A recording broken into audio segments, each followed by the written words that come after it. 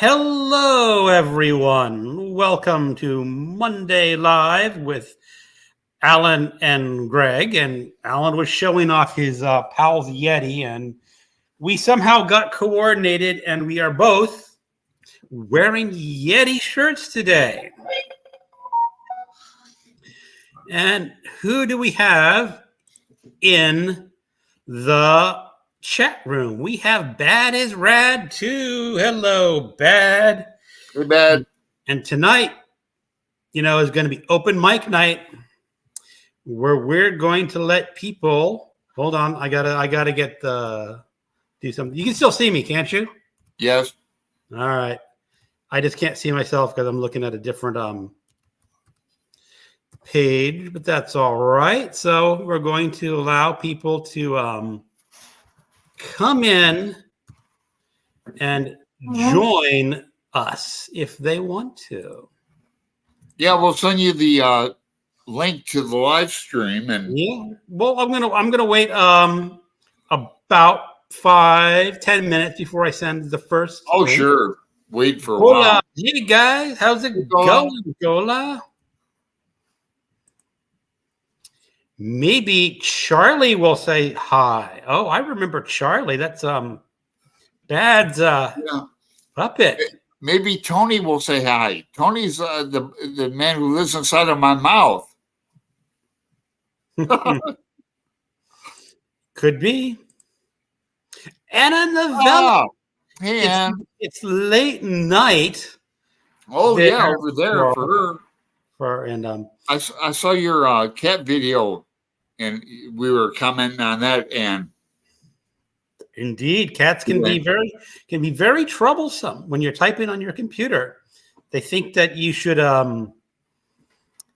be paying attention to them.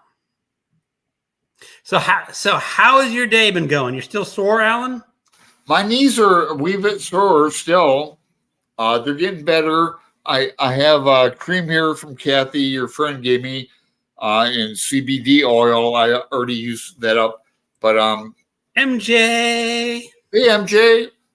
But yeah, it's amazing how the body, like the white cells, know where to go. Mm-hmm.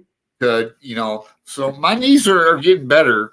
Cool. They're still sore when I bend them a little bit, from walking. We walked almost 10 miles in DC. So, but my day has been going good. I've been writing a lot, for the garbology I can't pronounce it. Garbology. Yeah. Garbogastry or whatever it's called. Yeah. So I'll be done with that by in a few weeks before the end time. And I've been trying to promote it too to people who write, like Shannon and others.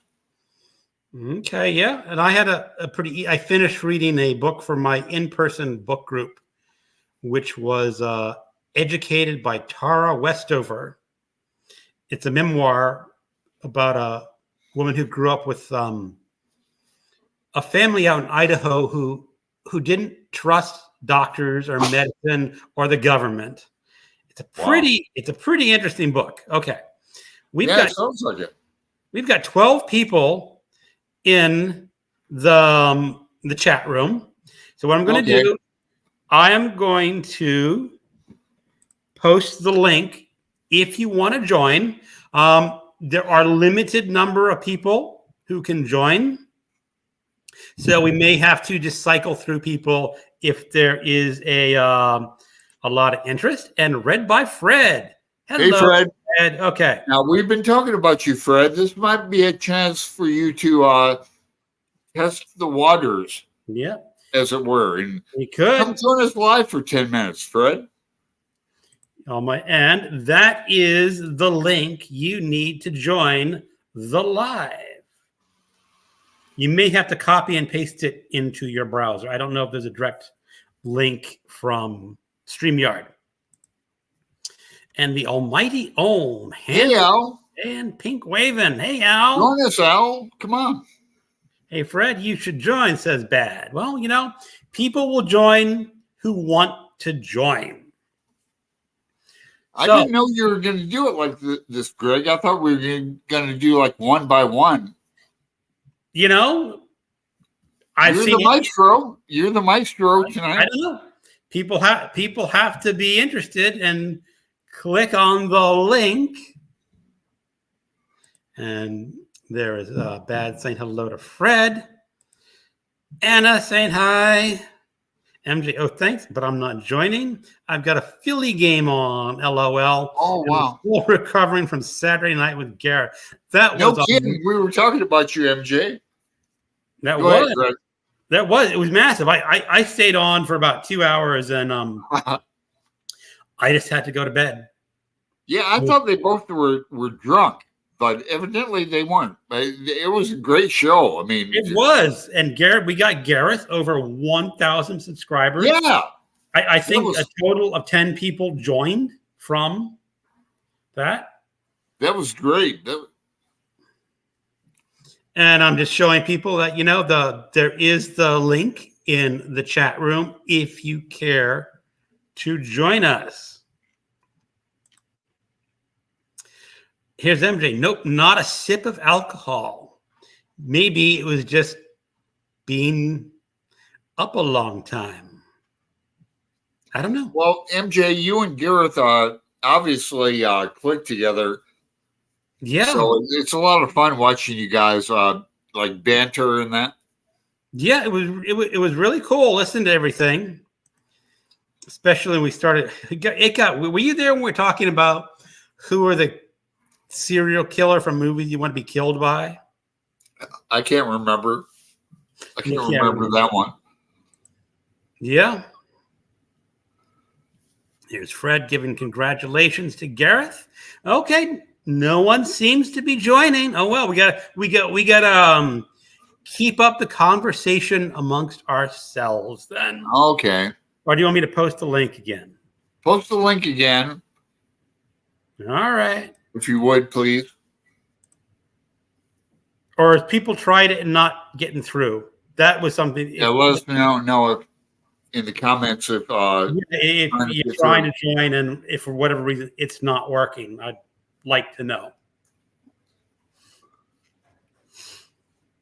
Yeah, so as I said, I was saying I was reading this book about the memoir, and she was raised a Mormon, although in the afterword she says this is not specifically about Mormonism. It could be anyone with any strong religious beliefs that does not believe that you should go to the doctor, like when you spill flaming fluid over your leg and you burn it down to 3rd-degree burns, and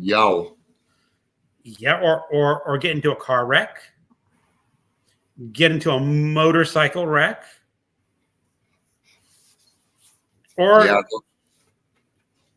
have an explosion burn off half your face. They don't go to doctors. Yeah, the Amish? No, they were Mormon. I'm sorry. You know, but it's people who don't trust the government. They don't send their kids to school because they don't want the government teaching them things. I know about the Mormons from living in Mesa, Arizona. We have a big Mormon tabernacle there. Okay. Not as big as Utah, but it's effing huge. And that's where you go for all the genealogy. Mm-hmm. That's where everybody goes, the Mormons. And they have a way of setting up their houses where you walk in, there's a room, a greeting room, and then another hallway into the family room of the house. So Mormons are strong in Mesa, Arizona. So I know about the Mormons a wee bit. Yeah. And here's William. He's going to set up his laptop and he'll try. That'll be good. Let's get William on the show. Let's get Indonesia on the show. Make sure to give Monday Night Fellows a thumbs up. Thank you, MJ. Anna Novella, I'm off to bed. Good night, Ann. Good night, Vita. Bye, Ann. Yeah, she's got that pesky little Vita. I have a cat that will wake me up in the middle of the night, pouncing on my feet to make sure that I'm awake. And here's bad. Alan, guess what I'm going to make? A crochet doll of Edgar Allan Poe. That could be interesting. Well, as soon as Bad gets her address, I have something for her too. What is that? It's a voodoo doll. San Diego? Yeah. I can send it to Bad. Okay. And there we go. Maybe William will join, maybe not. Maybe no one's joining. So, okay. No one's joining. Well, Bedwell, test out the waters. We'll test the water. So what have you been reading recently? I've been into Victober. So I'm gonna finish this tonight, North and South.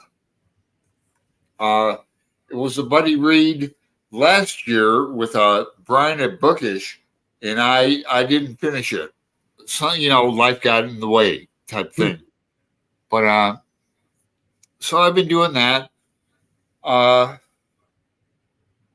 Let's see. I'm going to watch George Bernard Shaw, Mrs. Warren's Profession, a play for Victober again. Okay. Then I've been writing. I've been writing a lot. Here we go. We've got William's Library. He's in. Okay, here we go. Hello, William. Welcome to Monday Night Live. This is cool. This is a cool concept. Yeah. Oh my goodness. This is the first time. Yeah, well, let's see. Let's adjust the screens if we can get a better screen. How do we like it? This one? This one? Oh, anything's fine with me. Okay. Yeah. Cheers, William. That is so cool. So what's going on here? Are you like just having a series of guests? Well, what happens is we were supposed to have one of our guests canceled out last week due to life issues. So we put Jim in, but Jim was this week, so we had no one. So I just said, let's just open it up to people who want to talk. So, William. Oh, okay. Oh, that is so interesting. It is. We get to see people who you don't normally get to see. Now you're writing, William. You said you were writing? Oh, yeah. I'm a little bit past halfway writing a book. I've actually written several books, but thing is, I have issues with getting books published. As soon as I finish the current book I'm writing, I'm going to try to create an Amazon account and create some ebooks out of 2 out of the books I have written. And I have like a really gigantic unsold stock of my third book. Huh. So yeah, that's kind of over my head. The thing is, I'm a little bit of a tech dinosaur, Amazon. so I have no idea how I'm going to attach my bank account to an Amazon account. I still have That's over our heads. Well, that I mean, I said also, you're in Indonesia, right? Yeah. Okay, so I don't know how foreign banking is even more trouble than normal banking. So no, tell us about your books that you've published. I did not know you published anything. Okay, so I wrote like 4 books in the past. One was a little bit of an embarrassing book, my first one, because it was poorly researched. So I don't like really promoting it. And then my second and third and fourth book, all of them take place in my hometown, as well as my fifth one, which I'm currently writing. I like to write about where I live. And all 3 of the previous ones were in physical form, and the fourth one is also in physical form, but I'm going to try to mainly promote it as an ebook. So are these available in the United States? Unfortunately, no. Okay. Like I said, I tried selling them in the bookshelf in the bookstores, but then I had issues with distribution and so on. So again, like I told you, for my for the previous books I have like several a lot of unsold stock in my library, which I work at. So yeah, once I get my Amazon account running, though, I hope to sell the physical stock as well. That'd be cool. I mean, But then I have to make like some kind of deal with the Amazon company. So then the people have to physically come here and bring the books to the warehouse, because I was told they are responsible for distribution. I'm not responsible for going to the post office and physically selling the books there, bringing the books to the post office. okay. Well, like I said, I'm a bit of a dinosaur. So are these are fictional books or nonfiction? Yeah. Well, they're the first three that I wrote. Not the fourth one, but the first three are how do I put this? Realistic fiction, like fictional stories, but with no supernatural element in it. So it could happen. Those kind of stories. Okay. And the fourth one is an alternate history novel. Oh. Okay. Yeah, that's Now you've already said you like to set them in your hometown, Yes. which I presume is in Indonesia. Yes.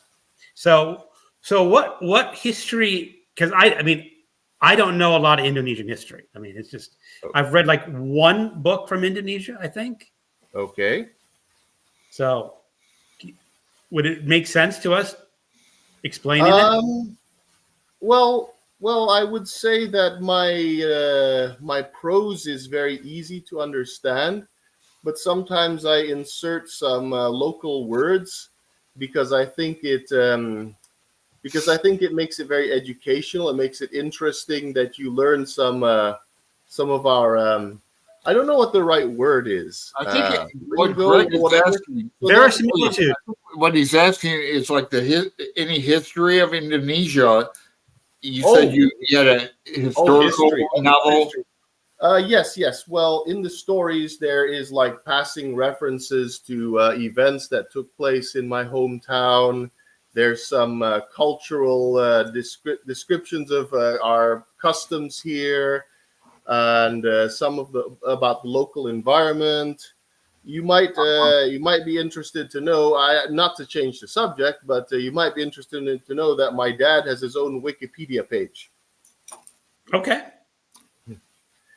And the reason I tell you that is because I say the local environment. My dad's a local environmental activist here. Oh. Okay. That's kind of cool. Yeah, very. Yeah, so it'd be interesting if you can get it out, because one of my minor goals in reading is to try to read a book from every country in the world, just so I can say, well, of course I can't visit every country, but at least I've read something from the country that is somewhat about that country, just to give myself a little bit of a flavor. Okay.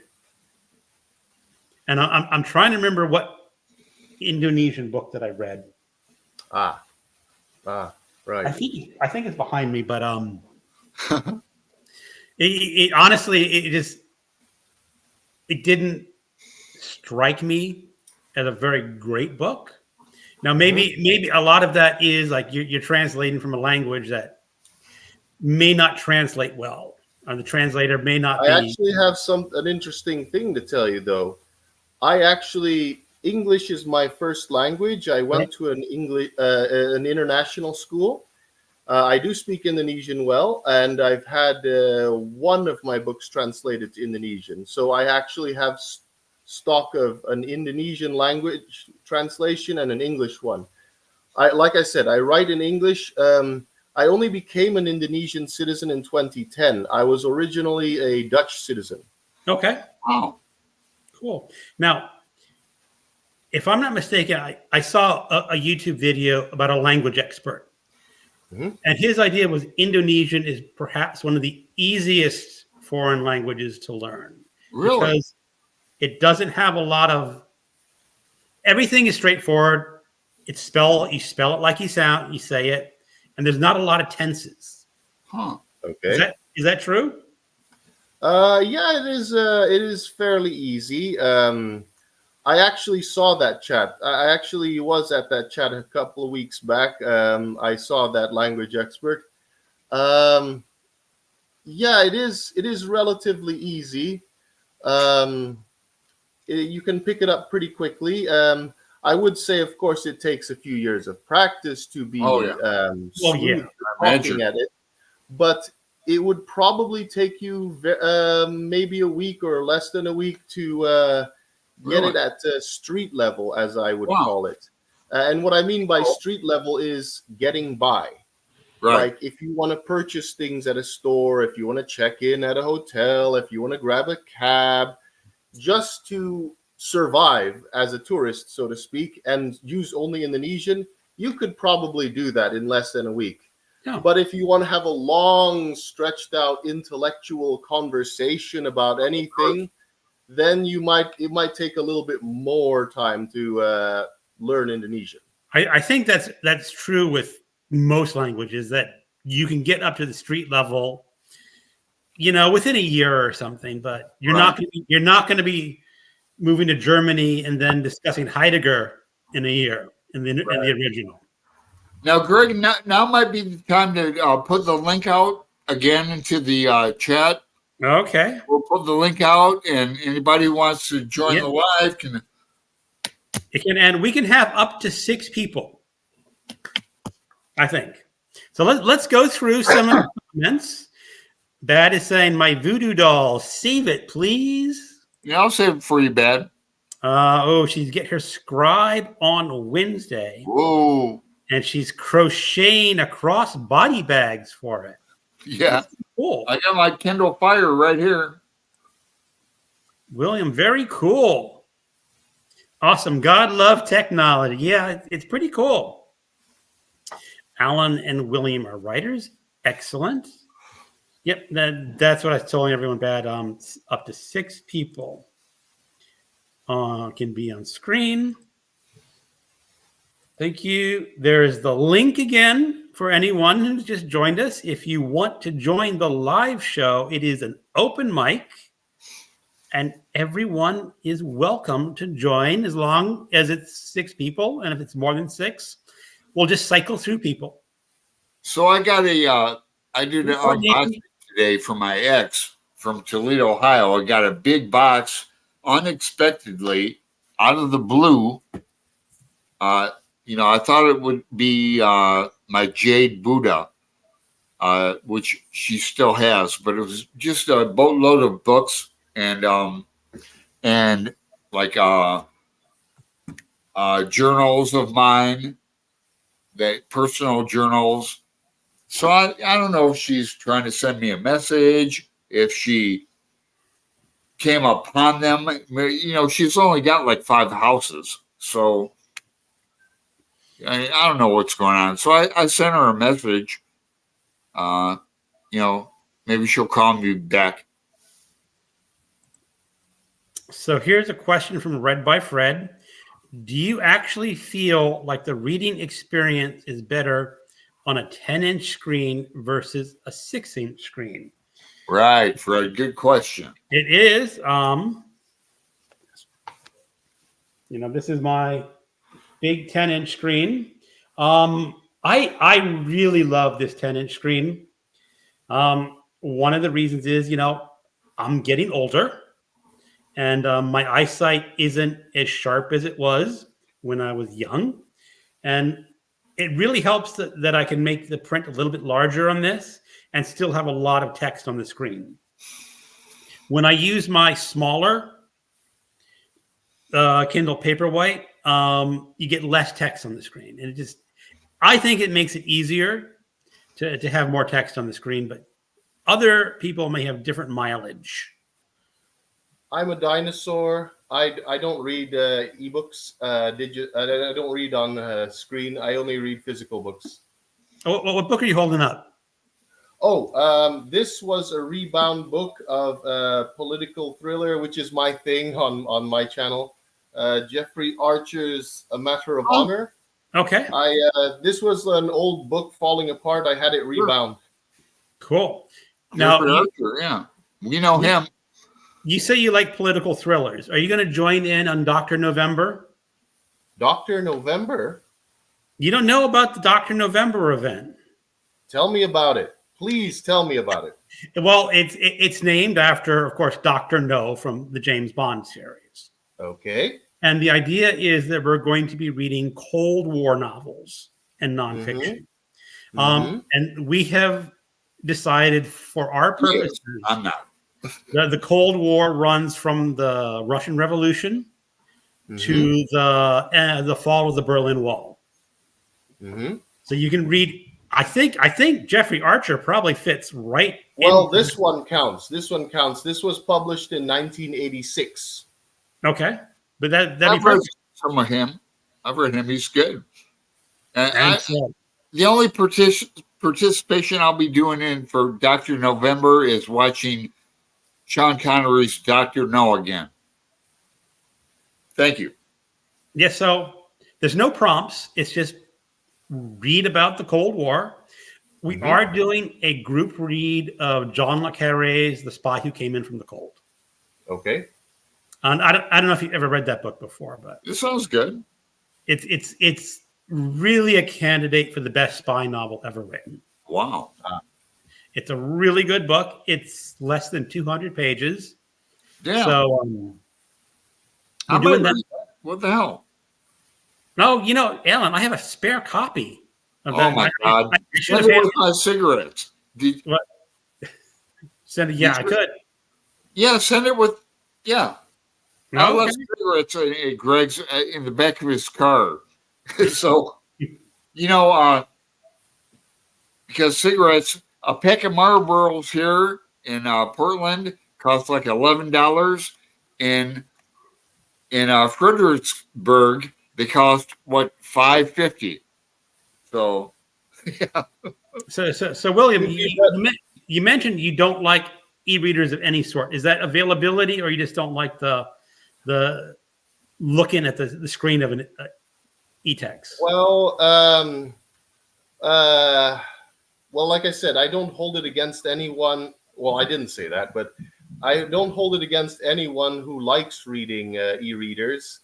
I just prefer. I don't know. I like the feel of one. I like the feel of paper, and two, I like to own the books that I read, and I do read library books. But the thing is, I run a library, and I have like privileges there where I can hold on to a book longer than 2 weeks. So I like that.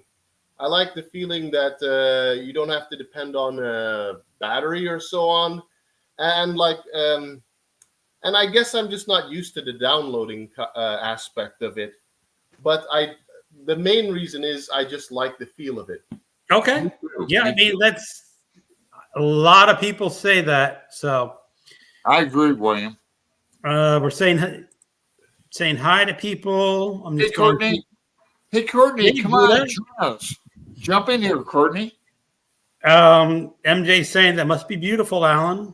Oh, my jade Buddha from it's a white jade, and I'll get it back from Maui someday.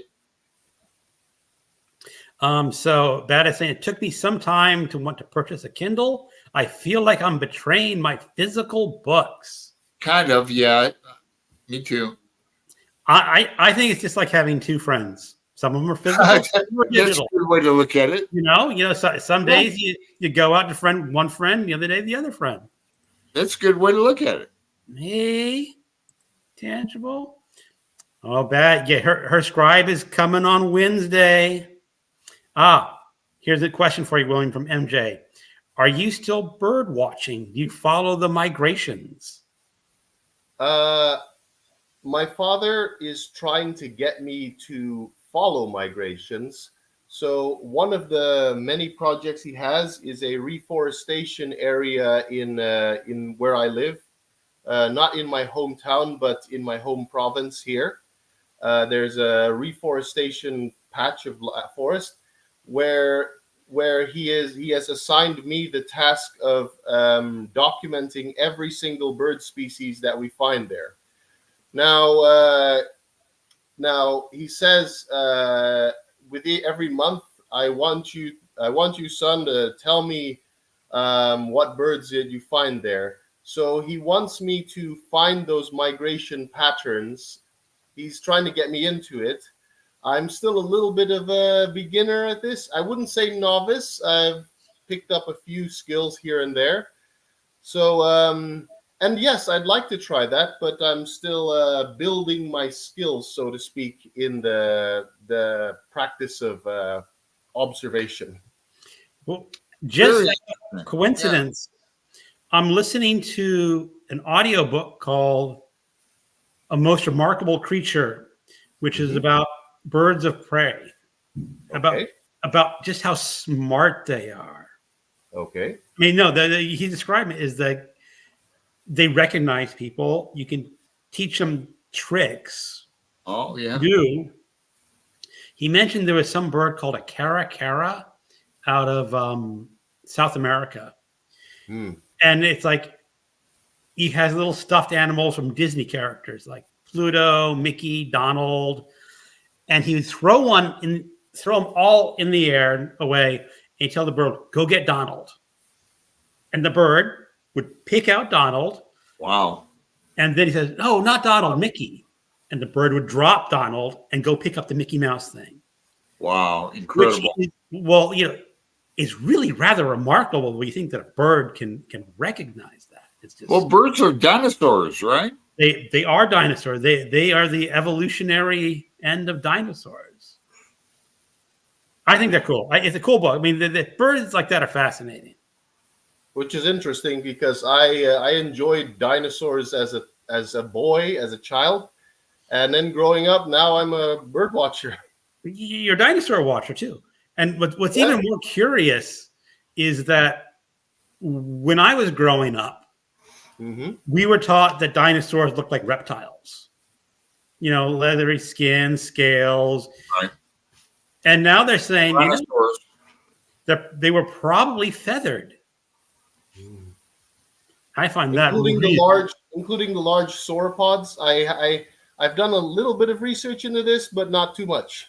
You know, I don't know about that. What I'm talking about. I mean, this book was about birds. It's not about dinosaurs. So he's just saying they evolved from dinosaurs and they were probably feathered. So, you know, a paragraph or two, then he goes back to talking about birds. All right. So let's get some comments. I just looked at your video, Alan. Jade Buddha, we've seen that. It took me time. Yep. Hey, MJ. Yes, bigger screen, the better, says MJ. Saying hi to Courtney. That is getting impatient. Yeah, we covered that one. That's bad getting impatient. She wants her scribe. And okay, yeah. Saying, you will love it. You will love it. Dad, get on the effing screen. Send the link again, if you would, Greg. I hope so, MJ. Feel torn about it, honestly. It took him. I think you will like it. Oh, here's Nonfiction November. Hell yeah, I'm ready for that. I gotta do a Nonfiction November video this week. I've got a couple books picked out. I'm doing G-Man, which is the story of J. Edgar Hoover. Wow. I'm doing a history called No Worse Place Than Hell, which is a history about the Battle of Fredericksburg here in Virginia. Wow. Now, as I mentioned, I had Hoover's autograph. And I'm also going to be doing a book for Dr. November called Agent Sonia, which is a book about the top female spy in the Soviet Union. Right. So that should be pretty good. Now we're talking about, the Battle of Fredericksburg. And now Alan can tell you, like, my house sits next to a ravine. Just my house ends at a ravine. There's some woods. You look over. If you go to the end of the woods, you're going to hit this place called the Rappahannock River. And across the Rappahannock River is the city of Fredericksburg. So realistically, there were probably Union soldiers marching around my property in 1863. There definitely were. Which is kind of interesting to think about that. And there definitely were in the town of Fredericksburg. Oh, definitely in Fredericksburg. Yeah, like you said, they're built over sacred ground, or not sacred, if not historical ground, that blood is in the fucking ground. Yep. And it was a bloody war, man. So Courtney is going Sukoden Indigenous Authors. I guess that's another event in November about Indigenous authors. I don't know if I'll get to. Send the link again, Greg, if you would, please. Maybe Courtney will join. Maybe Courtney will join. This is open mic. Anybody can join. Yeah. So let's see. Nonfiction November is going to be awesome. Yeah. November seems November every month has such great events that you can't get to them all. Courtney, I prefer physical books, but I can read in any format.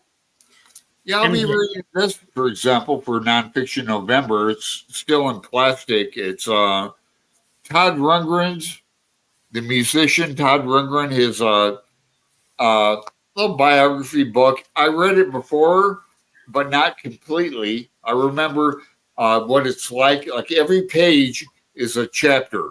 Just one page is one like story. So every page, and he has a Lester Crowley page in here where something about it. But so I look forward to reading some Todd in November. Okay. Yeah. And here's MJ saying it is like having two friends. That 65% of the people prefer physical books. Lafanella, two friends is a good point, Greg. Here's Fred. That was awesome, William. Ecology is so important in understanding how to better protect our environment. I really agree. I think it'd be kind of easy to study fun to study birds. My profession was computer programming, and I'm sorry, computer programming can get kind of dull.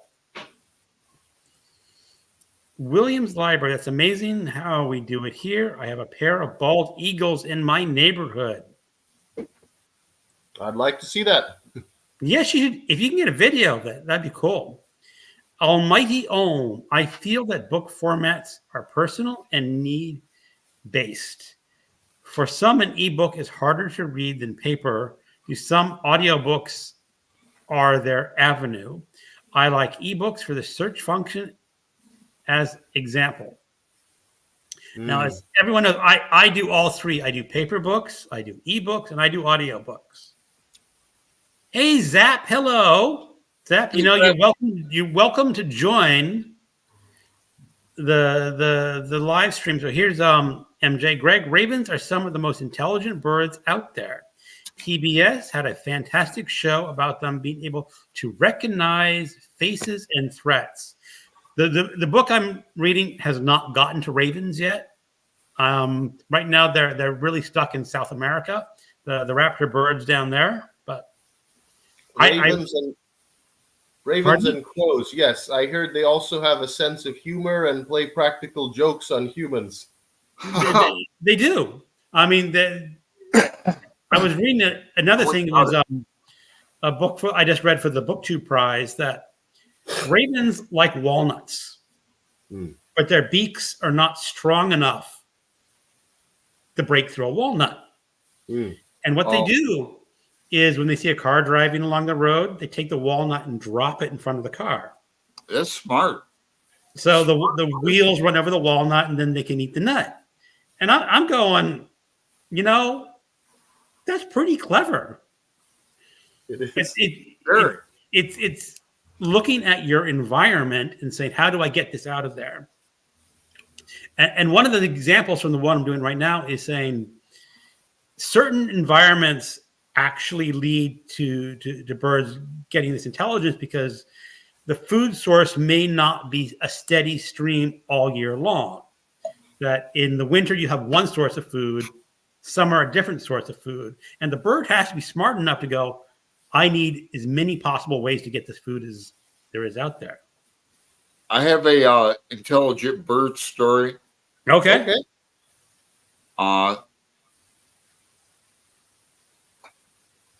Let's see. The bird, I don't know how it went, but there was like this big tube of water, or they couldn't get the water to the top. So the birds took stones and, dropped it in the water until the water flowed up and they could drink it. I've heard that one. You've heard that too? That's interesting. Where did that happen? Birds. No. You it's just the concept of them doing that act, not where it happened or what species. It's on YouTube. Google. On YouTube. Okay, I'll look for it. I'll post it to you, man. That's cool. There's the link for anyone who wants to join. Here's Almighty Ohm. I think IT is boring. Accounting is also. But I imagine studying birds for the entire 25-year career. I don't know. I think that'd be a much more satisfying career than pushing through information so people can get claims through insurance. Gola. So the bird uses the car as a tool. Not only that, but the guy who was writing it was telling the story of a guy studying it. The raven recognized a certain car that came through at a certain time of day because you get off, and he was there waiting for the car with his walnut. So not only that, he could recognize time. Right. And that was from An Immense World. Yeah, cats and dogs can recognize time, like when people are coming home, and I've actually seen some YouTube videos that have proven that parrots that mimic human words. Yep. They've shown proof that they actually recognize the meanings of those words, which is interesting because it's not just an animal mimicking a sound, but actually recognizing the meanings behind words. And I thought, we should test if it's possible. They should test the limits of that, like how far into what an animal can comprehend and what they can communicate to people. How far can that go? Like, how much of a conversation can you actually have with an animal? They have done that. There was a very famous parrot where they did that conversation, teach the words to the parrot. And like I said, the parrot understood, not just able to mimic, but understood what you were trying to communicate. And they said they probably had the intelligence like a 4-year-old. 4-year-old. Okay. But still, Yeah. It's amazing just what they can do. And Gola, when you say birds are evolving, all creatures are evolving. It's not just birds. And we are evolving, and who knows what we will be like. We might be devolving. Well, I think that's a misnomer because you're reacting to your environment.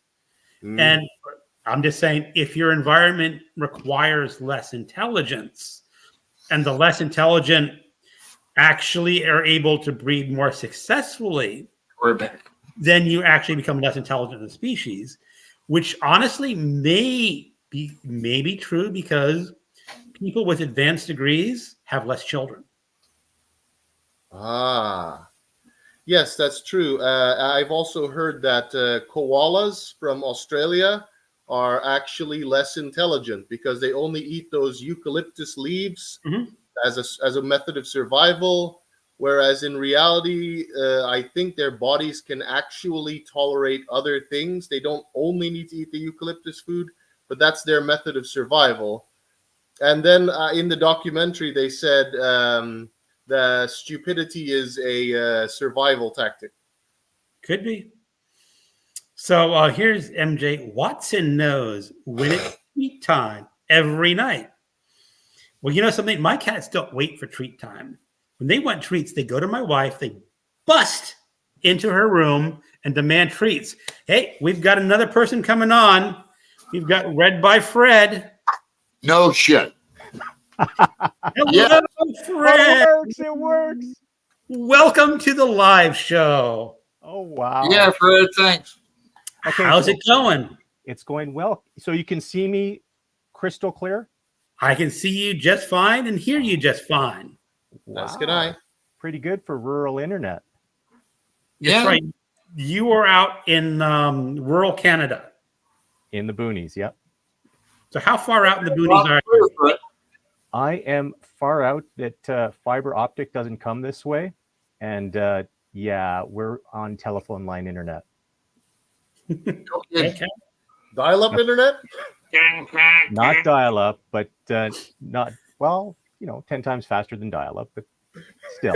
I'm Wow, joking. I'm on my first live stream. Well, it's fun, and you're doing just fine. There I am. It's not like Alan when he was on his phone. He would always drop off in his cellular. Oh, yeah. My God.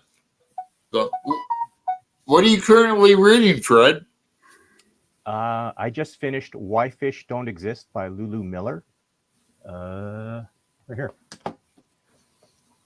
Right there. Cool. And I've got a rant video coming up for, I think, Thursday. I've scheduled it about the physical copy of this book. And I had to buy the e-copy of the ebook version because of it. I won't go into too much detail. I'll leave that for my rant video. That's usually the opposite. Is that the ebook version is usually so bad that you want to buy a physical copy. So interesting switch. Well, So yeah. Let's just say I got this at a discount bookstore, and apparently there's a reason why it was heavily discounted. Okay, can I ask you a question, Fred? Yes. You had long hair for so many years, and then you cut it and donated it, To Children's Cure for yeah. Cancer. That's amazing to me. It's really great that you did that.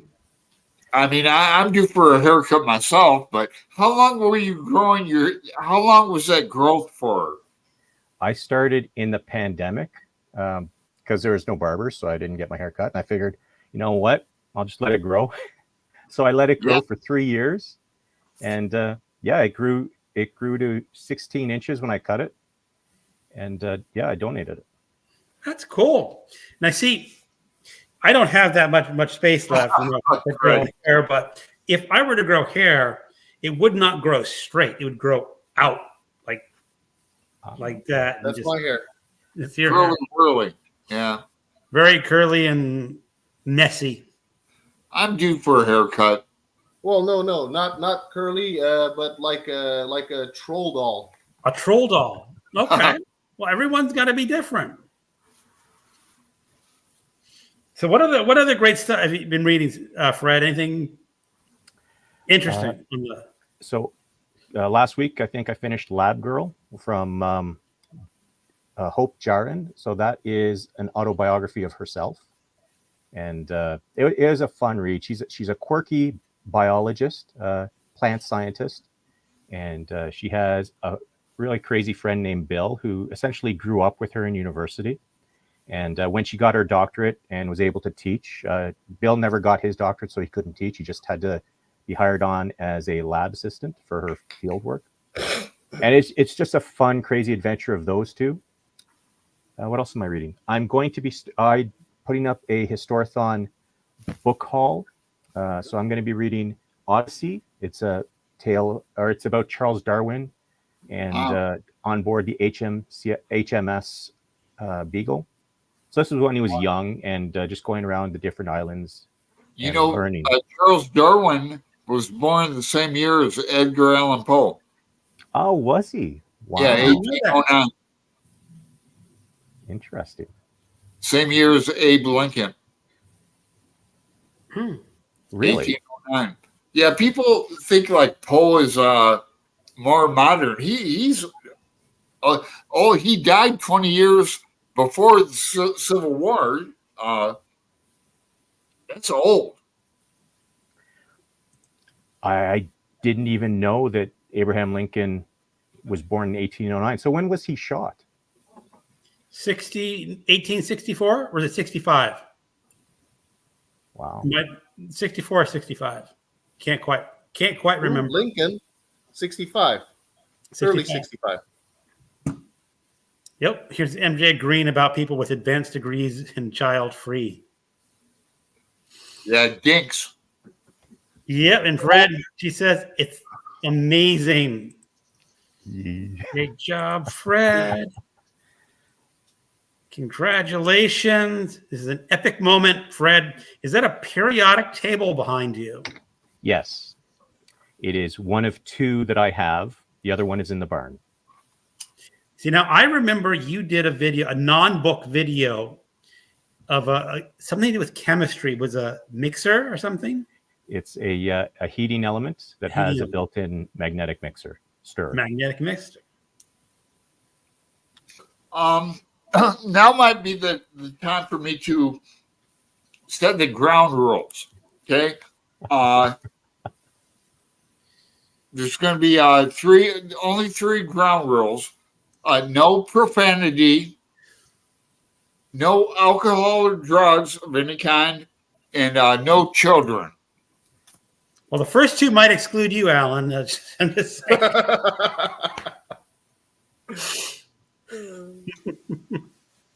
No profanity. Have you seen me cussing up? Y'all my best behavior. Thanks, William. And the thing is, I actually love to read about history books about swearing and cussing. I've read a few. Yeah. FUCK comes from England. Like, do you know that, Greg? Or it was part of people's surname for a while. Or it was like for the order of the king to fornicate or some stuff. It was just ridiculous.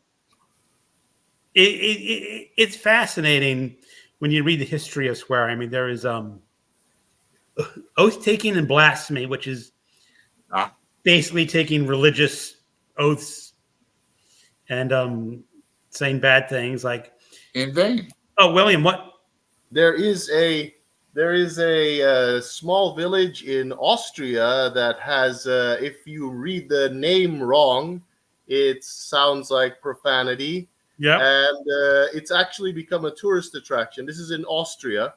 And some of the tourists do profane acts in front of the signpost by the village. Wow. Yeah. So when we're talking about the profanity, is like there was the poet Baudelaire who was dying. He was in a religious hospital, and he said the word bloody, which was profane enough to get him kicked out of the hospital. Baudelaire? Yeah, he's I don't know him very well. I know his reputation, you know. Baudelaire was like Poe. Like, yeah, I thought I knew Poe. I didn't know shit about Poe.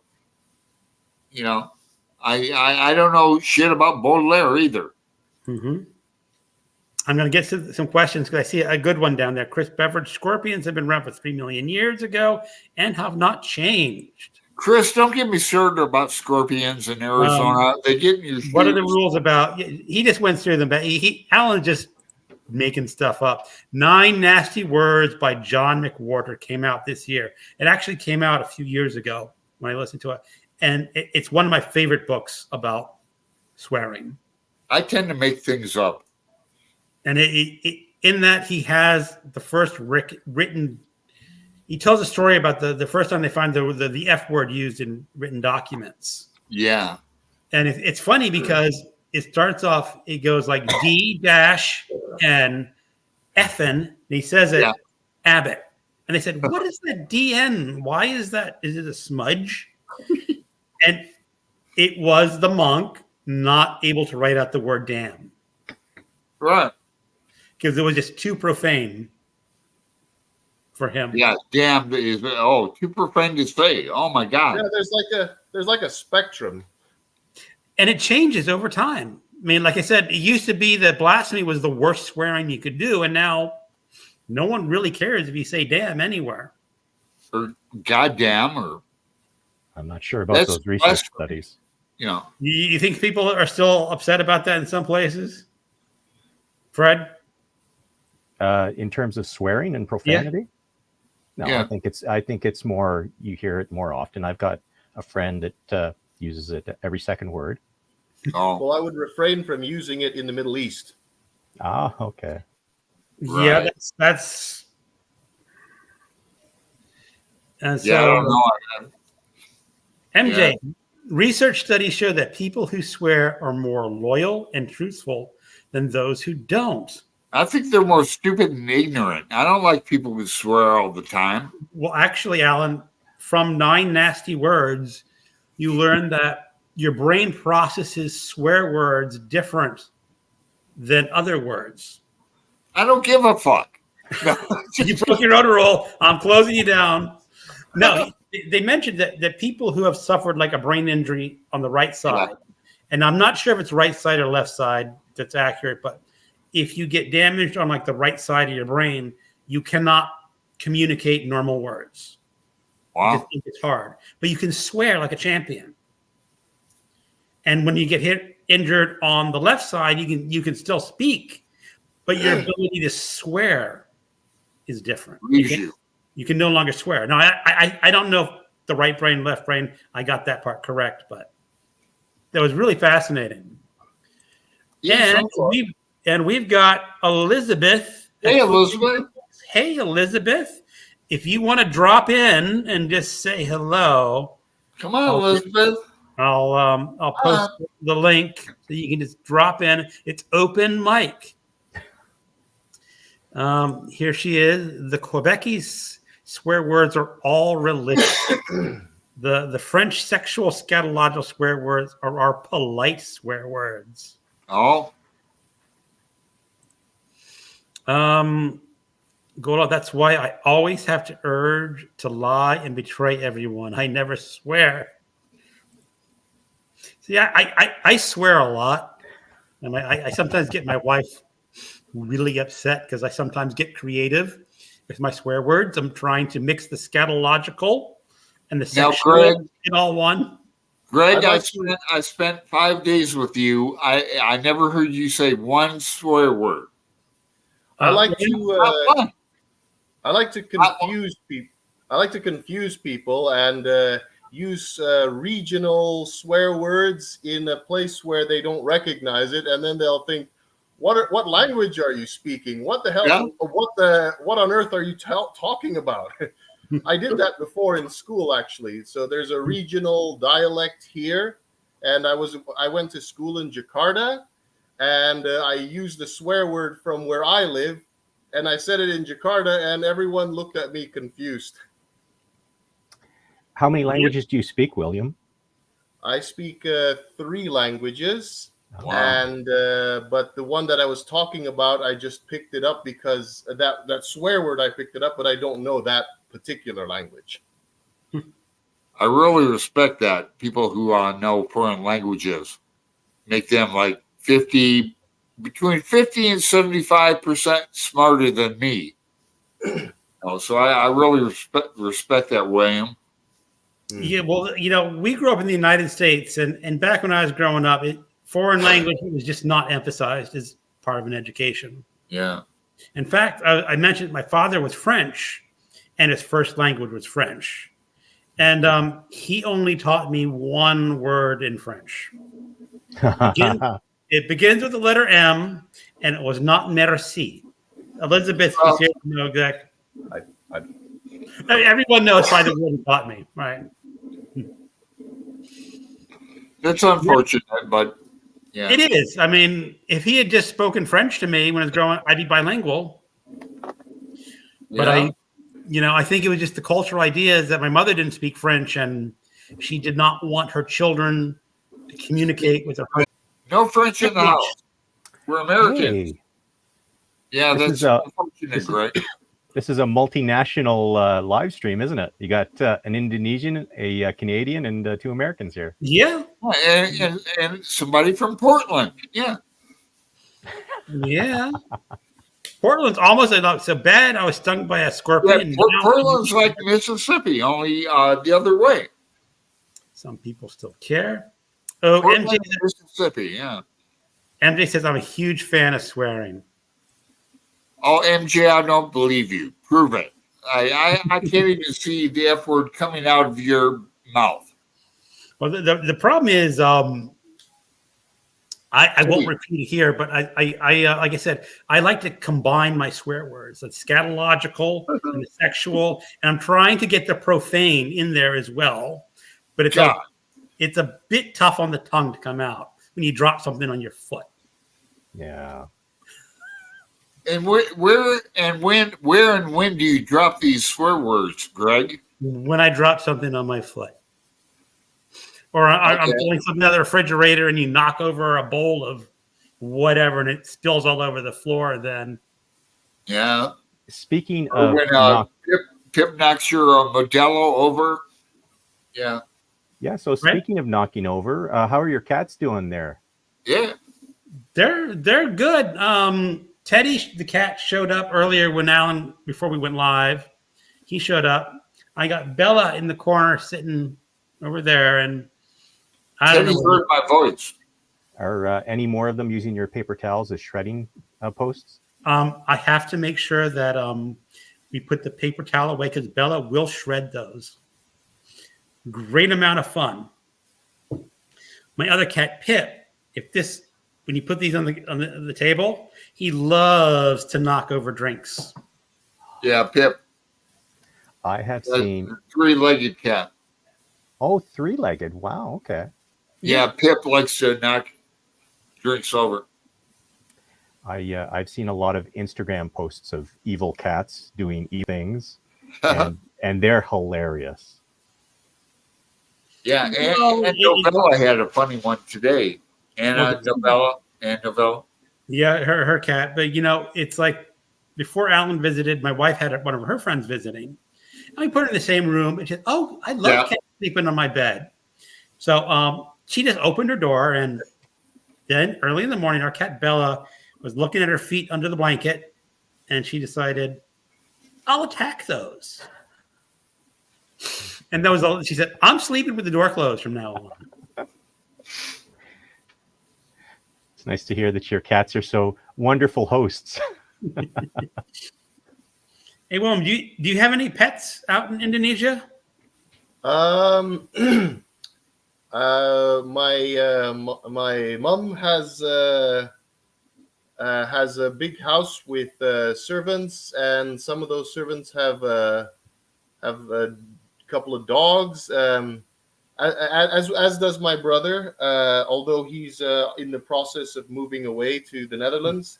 He lived with my mother for a short while. They run my old house as a resort because it has a really big garden, and they erected multiple buildings. And yes, they have some pets there. Sorry about that tangent. Personally, I don't have any pets here. Okay. And what about you, Fred?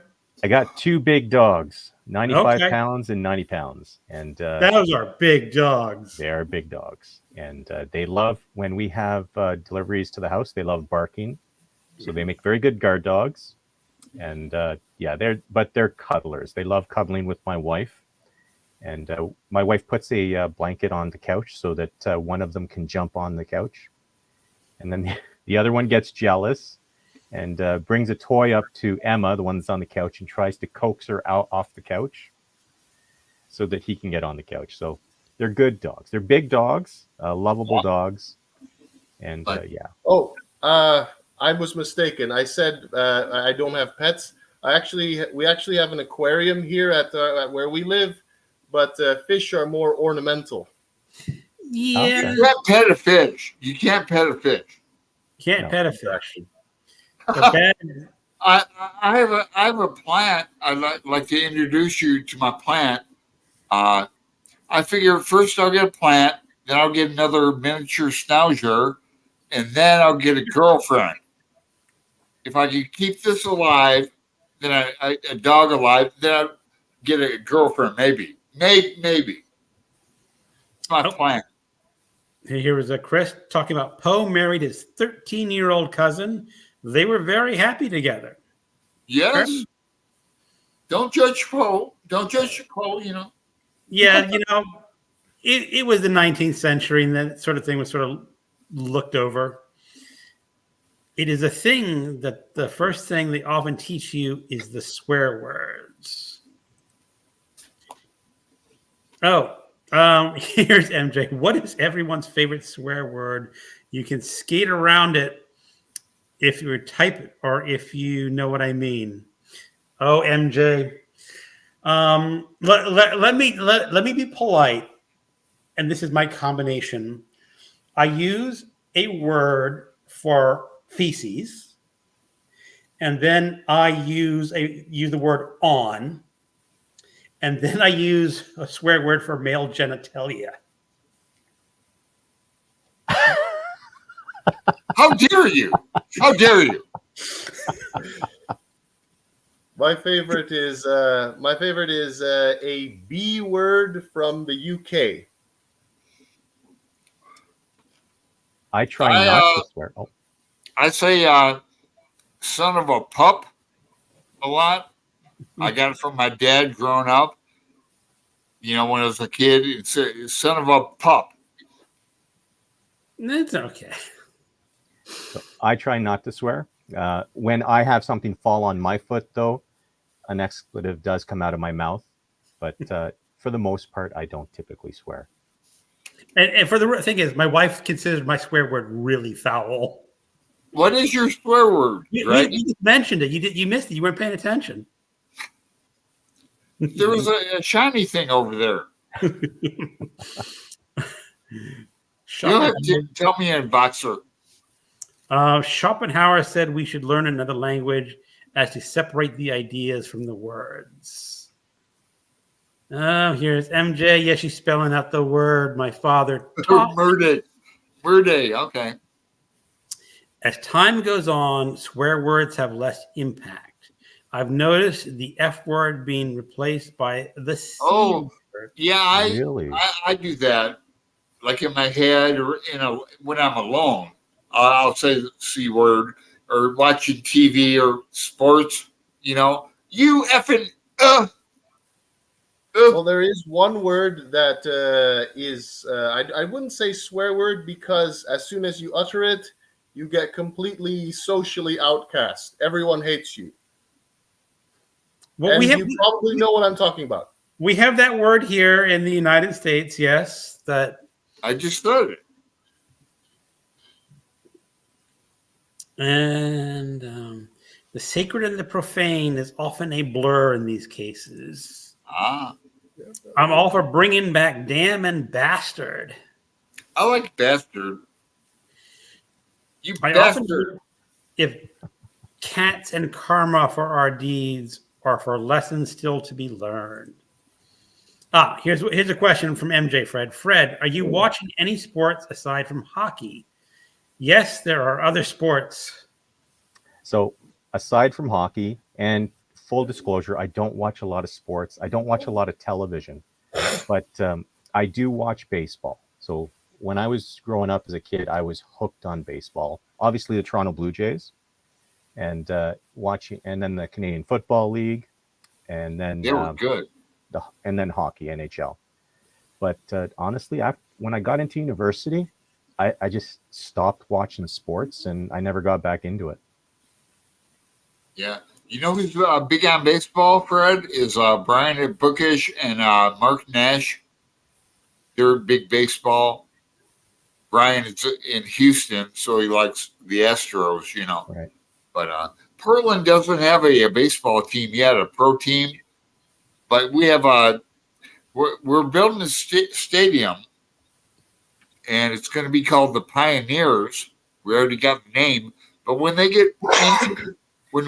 get in back to baseball, I'll get back into it. I used to really be into baseball in the 80s, like Johnny Bench and Pete Rose and all that. I had the best time watching baseball. I'd watch the first 5 innings. I'd fall asleep, wake up for the 7th or 8th inning, and then watch the close. Yeah, man. I saw the Tigers in the original stadium before they tore it down. I saw who's the guy?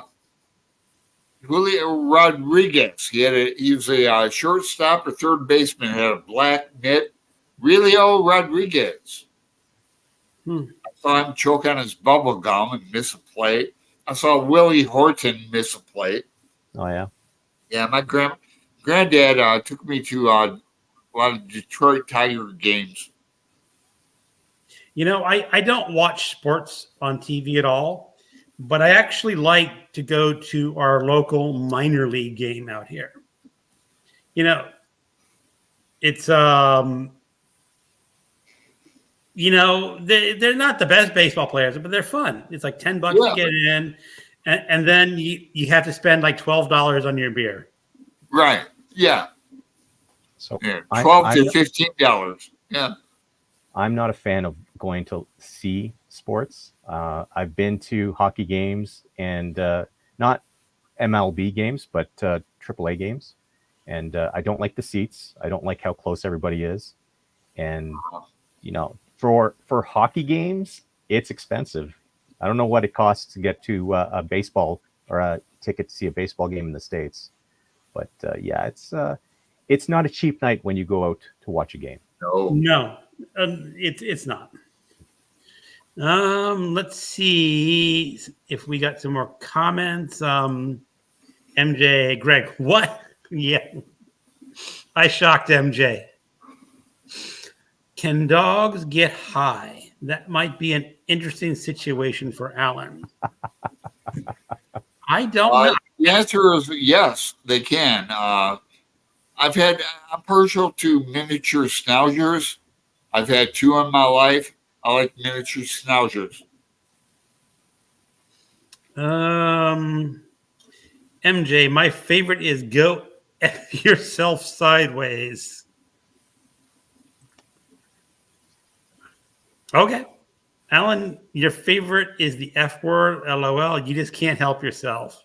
Well, I say that, yeah, F. I don't say fuck. I'll say F this, F that, F you, F everybody, you know.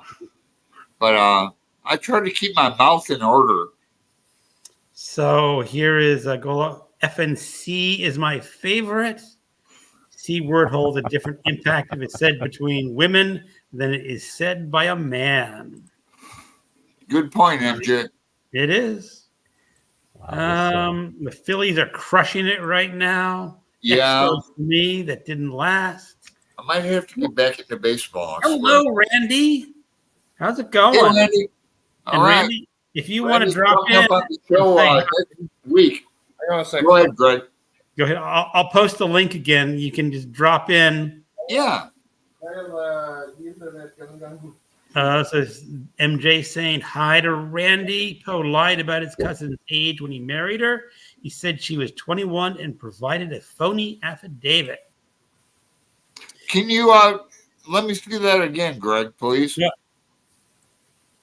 Poe lied about his cousin's age when he married her. He said she was 21 and provided a phony affidavit.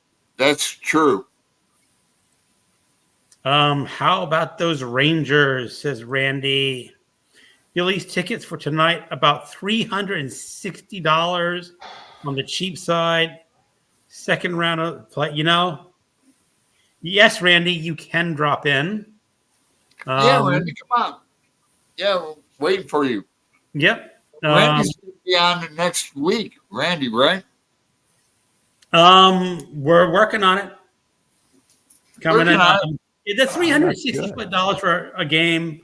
I'm sorry. I have better things to spend my money on.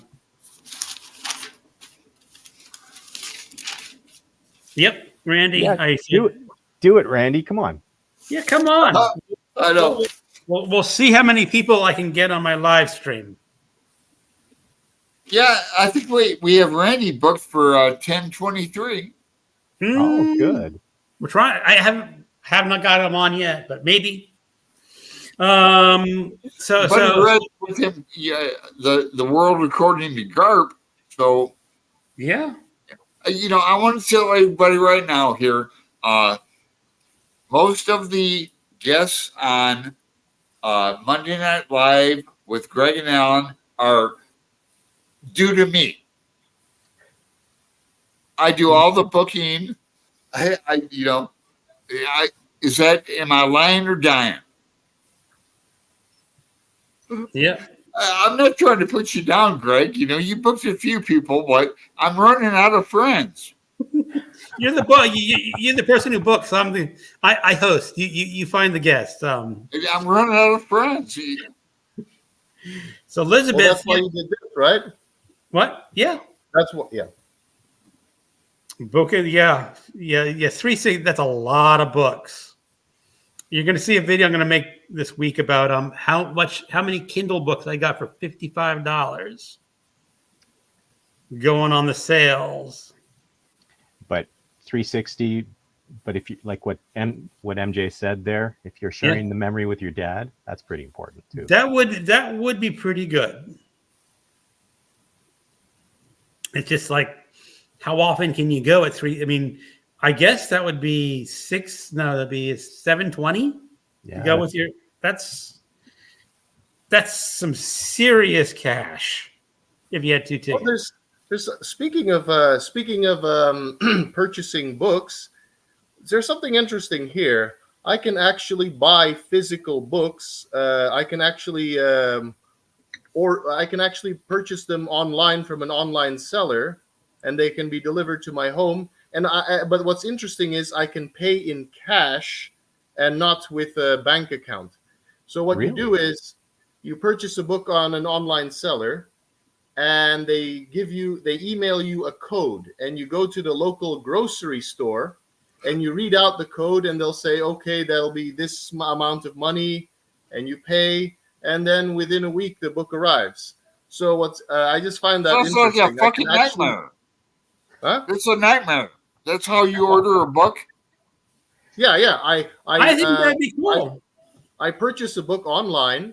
They give you a code. They give you a number. And you go to the grocery store, read out that number, you pay there, and then within a week the book arrives. I can see that working. I mean, Fuck that. What if you don't have a credit card? I mean, there's a lot of. I'm saying there still could be some people without credit cards. William, do you find that a lot of people in your area pay with credit or cash? We still pay with cash. Okay. And but more people are getting into debit cards. And the difference between a debit card and a credit card is the debit card is money from your bank account, not money you're borrowing to pay later. Right. I didn't mean to insult you either, William. I'm sorry. You know me. I'm Snap. But that sounds like a big hassle to get a book. I think that's perfectly. It'd be like going to it's like if you go to a physical bookstore, you hand over the cash for your book. So right. So William, you browse online and then you find a book that you like. You jot down the code. You send that code over, or you bring that code over to the grocery store. Show them the code. They look it up on the web and then order the book for you. No. So the grocery store is a chain grocery store called Alpha Mart or Indomart. And so they have a cooperation with that online seller. It's called Tokopedia. Tokopedia. Okay. There's a jingle there. And so you go there, so they have like a cooperation. And then you read the code, and then they'll check their computers, and they'll say, Mr. William, you bought this book? And I said, yeah, that's right. Sometimes they might ask you to show ID. I don't know. But and then they say, okay, that'll be, I don't know, I'll just use dollars. That'll be $5. That'll be $10. That sounds Give like them the money, Amazon. and then they'll give you the check, and then you're on your way. You just have to wait for the book to arrive at your home because you give the address when you create your account on that online seller. Yeah, when you describe it like that, it just doesn't sound like too much of a hassle. No, it doesn't. Yeah. We have Now, do you find Amazon. the books you can get are limited in Indonesia? Do you have trouble getting some books? Yes, the online seller that I have, the amount of availability of books that I want to read is a lot limited. There are some that I can only get on Amazon, but it is a compromise because if I bought books on Amazon and if I did it all the proper way with credit card or bank account or whatever, if I bought it on Amazon, it could take up to a month or 2 months or 3 months to arrive where I live. So using the online seller is a lot more efficient. What I would say is there is enough books to keep me busy, so I don't need to worry about the online seller running out of books that I'm interested in until I have to resort to Amazon. But it is true that my choices are less, but it's enough to keep me busy. Yeah. Yeah. Yeah, that's cool. I think it's a pretty good business model. I mean, everybody goes and buys their groceries. So a book retailer to team up with a grocery store makes a lot of sense. Does. Alan is getting crazy. The clock is over, just singing in the rain. Not quite yet. I have like an hour to go before I get a crazy train. Here's MJ. If books came with my grocery order, it would make grocery shopping much more enjoyable. Yeah, MJ, you don't need another source to get books. MJ at the grocery store. Yeah, another book. Can I have a banana? No. Can I have a book? Can I have an orange? Oh, MJ. It was someone's channel. They were talking about. Here comes Randy. Hold on. Let's see. All right. Hey, Randy. Hey, for a minute there, it said I was backstage. I thought that was really cool. Okay, I'm gonna adjust the screen a bit to see if we can see which one works the best. I think this I like me in the middle here. Okay, now I'm holding court. I'm just going to listen. Yeah. So how's it going, Randy?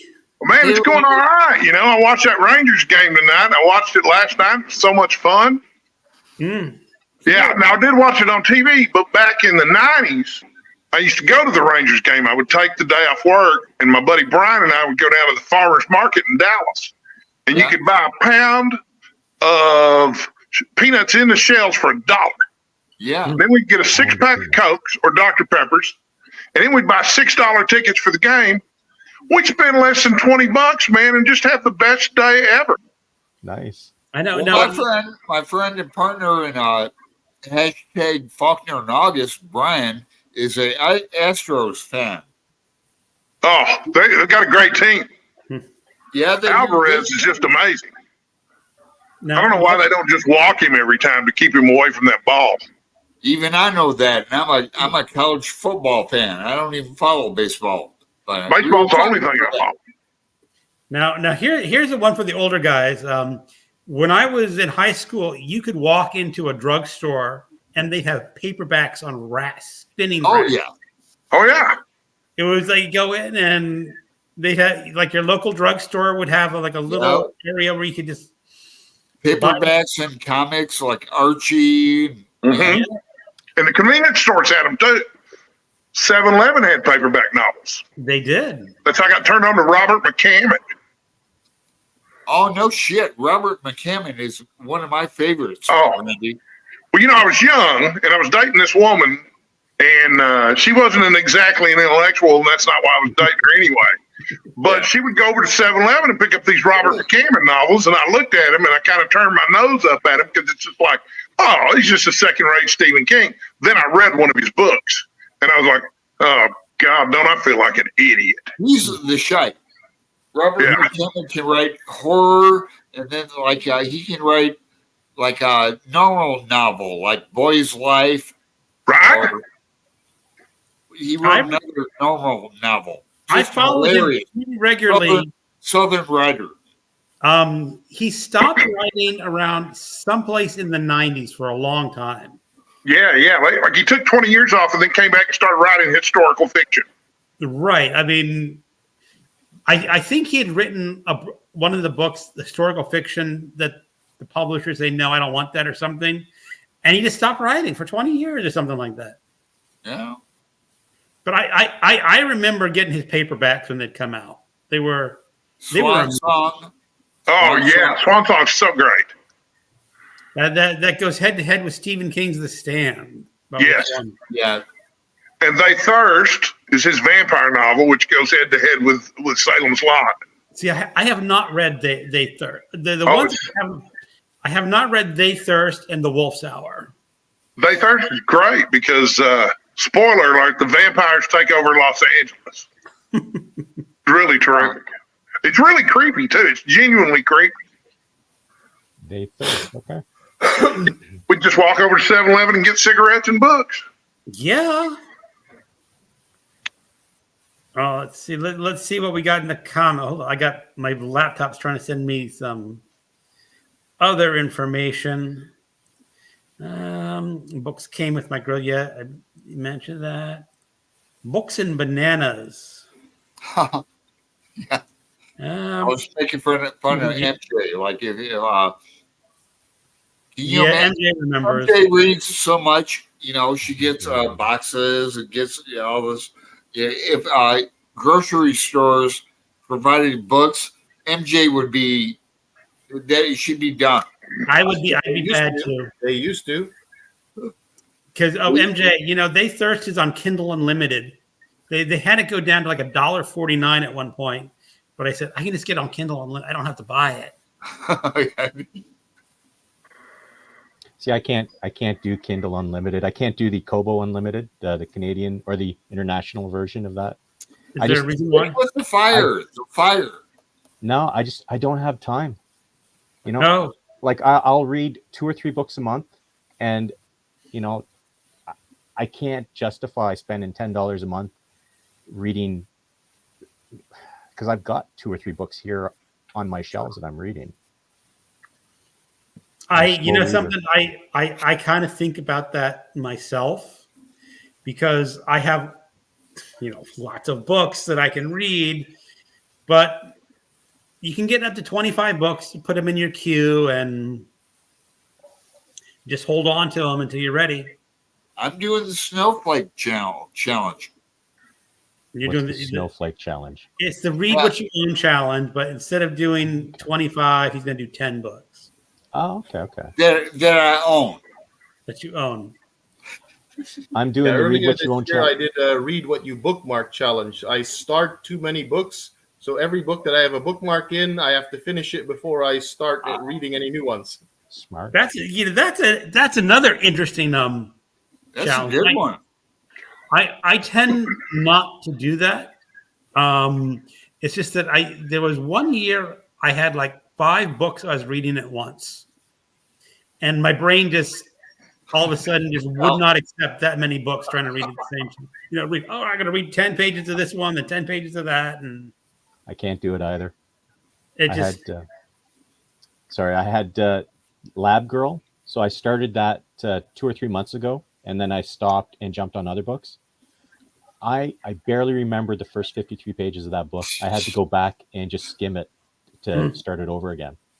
So I'm going to try to have less books on my TBR, or not my TBR, my currently reading list. That's cool.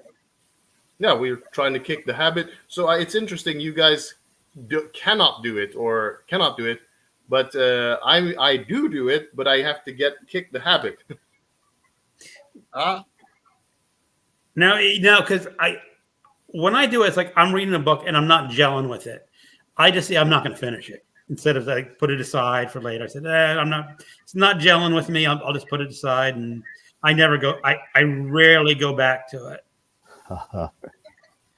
I got a book like that. I have no problem DNFing a book. I don't either. And that's actually why when people donate old books to libraries, Yeah. and when you go through them, you find these bookmarks.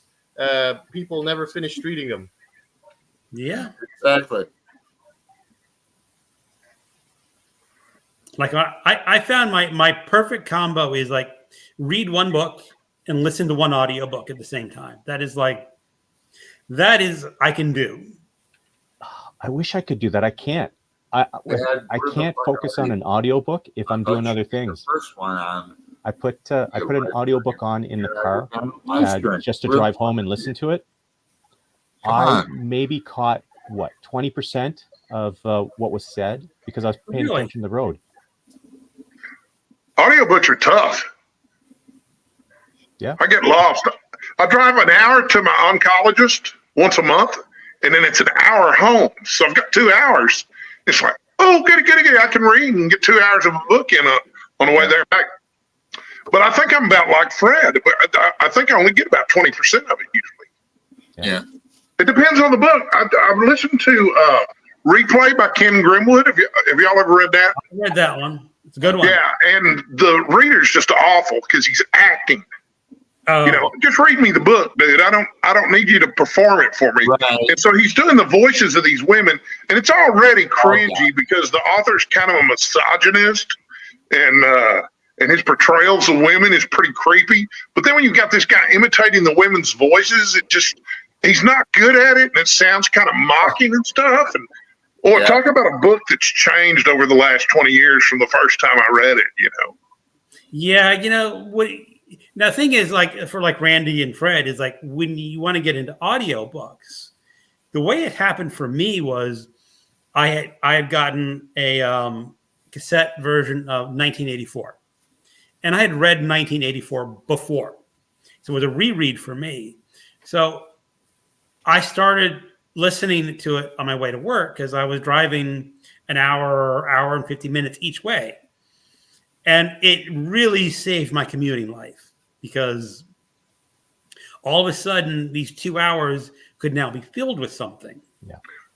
But the one thing I do mention, especially when you're driving, is that it really only works when you're on a route that you know. Because what happens is, like, I'd be driving home from work one day, and they go detour. And all of a sudden, your brain, when you're driving on a regular route, can process the driving on the regular route and listen to the audiobook. But when you're driving on a new route and you're looking for detour signs, then the audiobook they speak, and like you said, you're getting 20% because your brain is focusing on something else, which is probably the right thing to do when you're driving like that. Some audiobooks are really good, though. World War Z was one of the best audiobook productions I ever listened to because they got real actors, and each chapter is told from a different point of view, so they have a different reader for each chapter, and I thought that was really effective. And then my favorite novel of all time is called Everything Matters by Ron Curry, and it's also told in multiple points of view in each chapter. And they hired really good voices for that, and for some reason, those held my attention really well. Yeah. I was listening to a science fiction audiobook, and I got it from the library on my my Kobo app, and the background music was amazing. Like the sound effects were great, but I couldn't catch 80% of what they were saying because I was driving. And then I tried listening to it in bed. That was a mistake because I fell asleep. Yeah, that can happen. Mm-hmm. Oh yeah. Well, you see, now that I'm no longer commuting, where I find walking, because I go for a walk every morning, like half hour every morning, and I find It does. audiobooks really work that way because I'm just walking on a path, Yeah, I would do Libby and I do Audible. Greg does Audible too. I keep trying to get his password, fucking bastard. We were talking about the word bastard before. You know what you should try, Alan? You should try Greg's swear word, the S on B or whatever it is. Yeah. You mean I have to watch this again? Oh, you, shit. you do. Oh, fuck me. Alan, I'm going to give you a hint. It's not going to work. Just to tell you, it's not going to work. Okay, what's the question? What are we even talking about? You're looking about my password and see if you can use my swear word. Well, I know that, but before that, We're talking about audiobooks. Okay, audiobooks. Yeah, Libby. For in America, for Libby, you don't have it, Fred, probably, and you don't have it, William. But yeah, and if not Libby, then Audible. Then I have to pay $15 for it. But I listen to audio. I'm listening to Bigtober, North and South. I've been trying to get this book for about 2 years. So with audio, it helps when I read the text with the audio. Mm-hmm. So here's Fred. Bad is asking you, do you have an e-reader? I think you sort of mentioned that. I do. I have multiple e-readers. So I have my Kobo e-reader. Ooh, I have my Kindle Paperwhite. Good one. And then I have a bunch of older e-readers that one doesn't work anymore. That was my Kobo 8 Glow HD. That was my workhorse for a number of years. Yeah. And then I bought my wife the newer version of the Kindle Paperwhite. So technically it's hers. It's not mine. I think I might have to buy a Paperwhite. They're only like $75, like only, but I might have to do that. Yeah, here's MJ saying that audio and physical book is the best combo. It's been a year and I still can't finish that stupid book, Hog. It's all right. It is okay. You have permission not to finish a book. That's right. Oh, you didn't pick up the joke. Are you making a joke about the book Hog? Yes. Have you tried to read it? No, but I read the Wikipedia page. That's more than I did, William. It's I won't even do that. It's an unusual book. Here's all I'm saying. Audiobooks are a learned skill. It takes practice since your focus is not as a focus as with a reading. I agree with that. I mean, it is a skill. I mean, it's just, and what I always recommend to people is pick a book that you know for your first audio. Like, don't pick a book you've never read before. Like 1984 is a book I'd read before.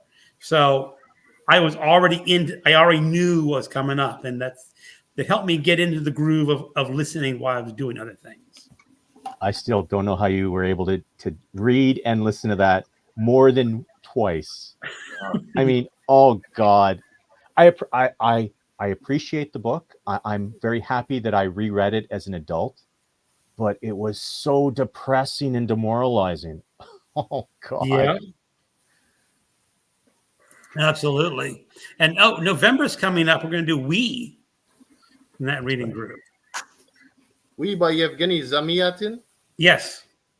Oh, I want to try to purchase that book, but it's a little bit expensive on the online seller. Are you on Voxer? Voxer. No. It's an app. Okay. It's sort of like a messenger app where you can talk to people, you can write messages, or you can leave voice messages. Right. And we have a group that did 1984, and we liked it so much we decided to read some other dystopian books, and that's the next one that's coming up in November. Well, that's my thing. What you want to do is on your smartphone or whatever, just look up the app Voxer. And you can send me a message on GEEMONT 6776, and I can add you to the group, and you can add Alan, and I'll walk you through it. It's a pretty easy app, but Okay, all right. So Yes, that's it. That's the cover that I saw on the online seller. Yeah, that's the next book we're reading. Also, William, there are free. I know you don't do ebooks, but there are free ebook versions of older translations. Okay. So if you can't buy it, you can read it on your phone. Not Right. necessarily. Actually, I have read one book, one story on as an ebook. It was like a PDF scan that I downloaded of a short story from 1871 called "The Battle of Dorking." Okay. So I have read digitally before, but only in little bits and pieces. Well, if you can't get the book where you are, it's something to look. I mean, if you want to read it, it's available. I mean, now the translation is an older translation, so it may be less perfect than some of the new. I mean, the thing is, the group is like we already have like 3 or 4 translations with all the people who are reading it, so it might be interesting. Focus is not as forced as with books. Even reading is a learned skill. I find this recently. I cannot listen to French near as fast as English. I'm not. I mean, if you're not fluent in French, it'd be tough. I've got a question for Fred, like apropos to nothing. You ready? How much work out, Fred? You got some. You got some. How much do you work out? I do work out more. I do work out, yes, and it's 4 days a week. It used to be 5, but it's just to keep me in shape and to make sure that as I age, the things that come with aging are a little slower. So I'm delaying the onset of aging. That's why I walk every day. Just keep my heart going, saying, get that exercise in every day. Yeah. I need to swim. I need to swim. I need a personal trainer, man. I really do. I walk to work. Yeah. I have a personal trainer. What's that, Randy? Her name is Amy Wolf, and I finished workout number 10 with her today. No shit. Is she a video workout person? If you want to see a video of me working out with Amy Wolf, she does do virtual stuff. If you want to see a video of me working out with Amy Wolf, I have an Instagram account at ray.randy. And she uploaded a video of my fat ass working out, but it's got narration and music and everything. But I weigh, you can't tell this from the picture, I weigh 648 pounds. No. Which makes me bigger than anybody who's ever been on The Biggest Loser, okay? But I am 6'3", so I'm tall. But apparently, I have this on authority from my doctor. Being overweight's not good for you. I think there was a new study or something. Well, but anyway, little Randy trivia. But that's why you get just a small amount of me here usually. You know that, Randy. Good for you, Randy. Man. Yeah. You're lucky to be alive. Yeah, well, to tell me about it. I also have cancer on top of that. But they said my weight will kill me before the cancer does, so I'm working really hard at it. Yeah, well, you know, Randy, walking every day helps. It just yeah. It does, yeah. I walk every day. People like Fred are an inspiration to me, though. This time next year, I'm going to look like an older version of Fred. That's my plan. So. Hey, guys, I got to go. I just realized my dog is in the backyard waking up my neighbors. Okay. All right. Thanks for having me. I'll see y'all next week. Yeah. Randy. And Randy, we want to get you on the 23rd as a guest. That's this time next week. Yeah. I'm in. Right? You're in? All right. I'm in. Heck yeah, man. I booked it. Right. Cool. I'll come on anytime. I love the sound of my own voice. Have a good night, Randy. All right, guys. Bye. All right. So I had a question for Bad is Rad. So is this your first e-reader, the Scribe, or have you used other e-readers? I'll let her in, but I think who's in here now? Okay, cool, William. I thought Bad jumped in. Go ahead and answer, Bad. You can answer that, Greg, probably. I know the answer, but I'll let her chime in the comments. Yeah.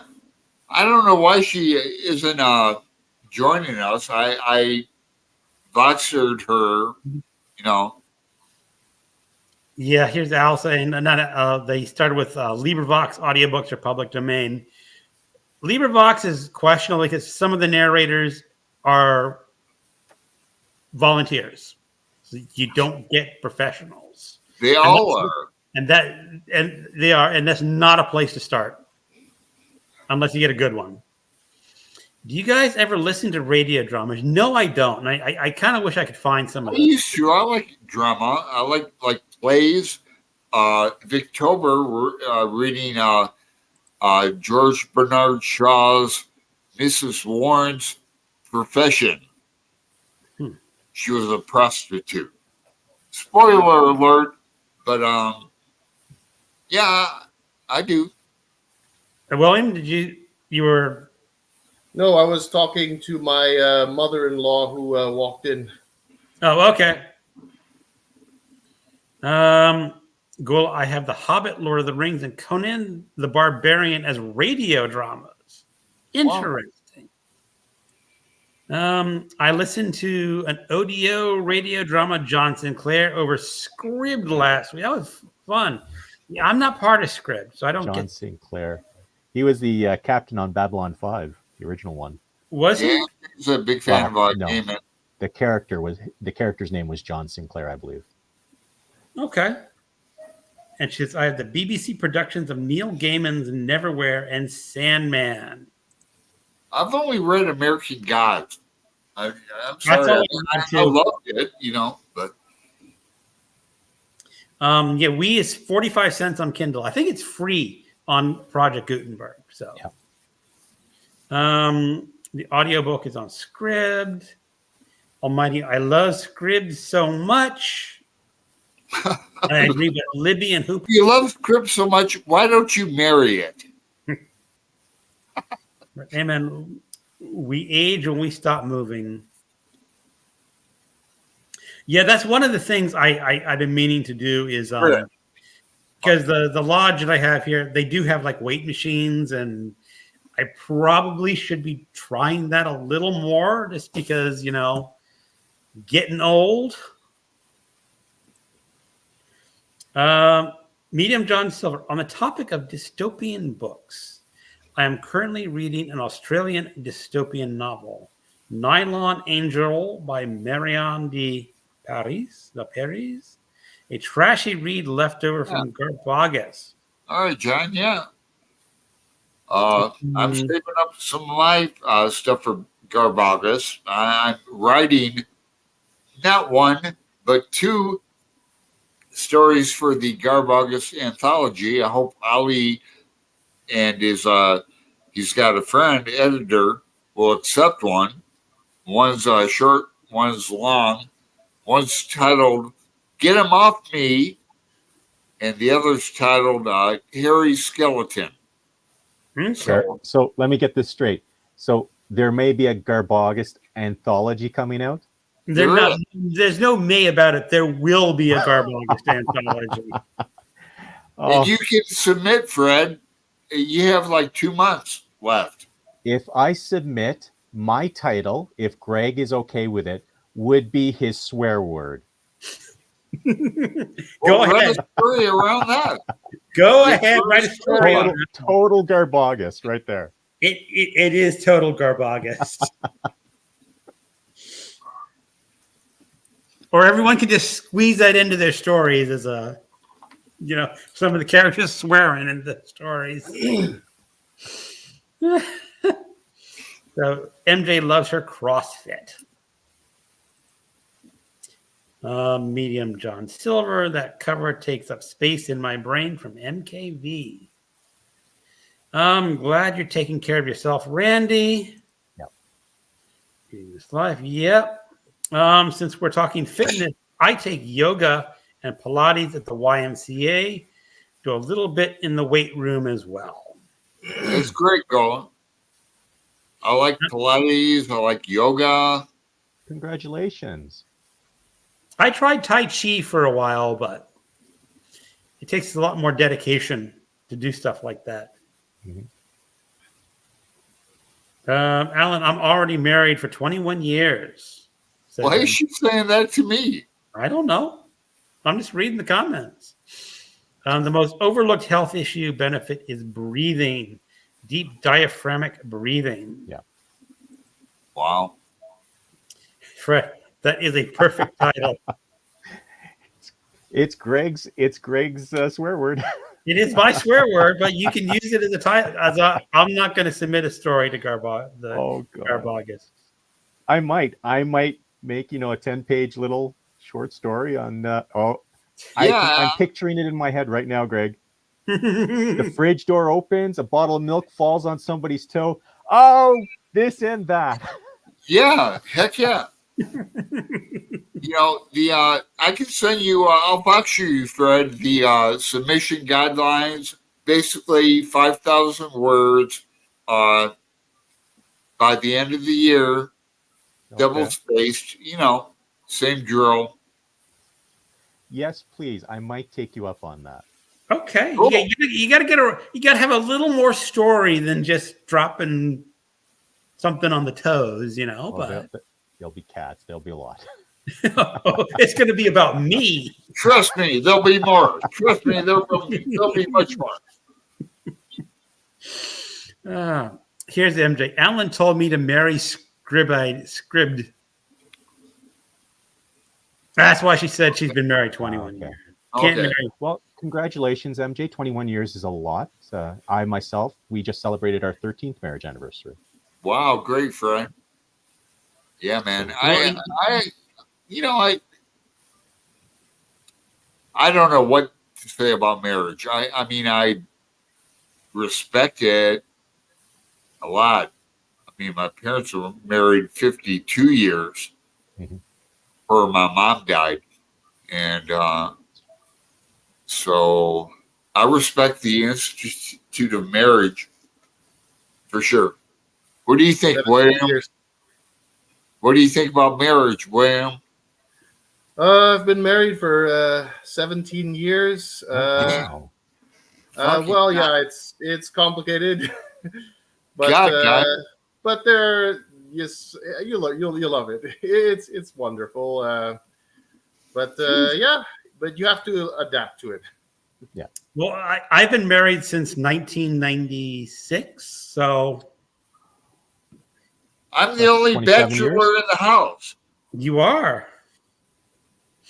Now you got to go out, go ask the girls in your complex apartment out. Or go to the near 7-Eleven and look for one of those paperbacks on racks. Maybe you'll find a nice chick there. Maybe. Yeah. Maybe. I have enough friends. I'm covered. We got it covered. Yeah. I like being a bachelor. I'll tell you that. That's awesome, Fred. Congrats. Here is bad. I was 19 and my husband was 20. Been together. Oh, that's Yeah, nice. they've been married a while. Renee. Yeah. So I'm doing the math. So. That's Yeah, she's been married about as long as I have. not quite. Not I don't quite. think. But I guess congrats, Dad. That's major. Yeah. It is. And like I said, it's marriage is an adjustment. You just got to go with the flow. it And has its Dad ups and and downs. Renee are young still, unlike you, Greg. It was his neighbor's dog. Sorry, I'm just reading the comments. That's cool. It turns out it was his neighbor's dog. All right. All right. Cracklin' Rosie, Allen store bought woman. I don't get that. You're going to 7-Eleven and picking up women from that paperbacks from rack section. I wish it were that. Well, it isn't that easy. Have a good night. Type in. Good night, MJ. Well, I was about to say this live has gone on about 2 hours, so it's probably about time to call it a night myself, so I can get my All own right. sleep. And Well, Thank you I'd like so to much. thank William for dropping by on this experiment. Yeah, William. Thank you. Well, and Fred, liked having you drop by, and your first live is done. You now can join other lives and not worry about it. Yeah, I Fred. may take my you up second. on that in the future. Okay. Thank you so much for inviting us. Yes, this was fun. We might have to do this again, having an open mic night. Diamond Songler. I don't know where that came from. Good night. Good night. All right, everyone. It's 1 hour and 55 minutes. So I'm going to call it a night. Thanks to all our guests. Greg calls it. Thanks to all the people in the chat room. And we'll see you on another night. Gotcha. Goodbye, Have a good everyone. night. Bye-bye.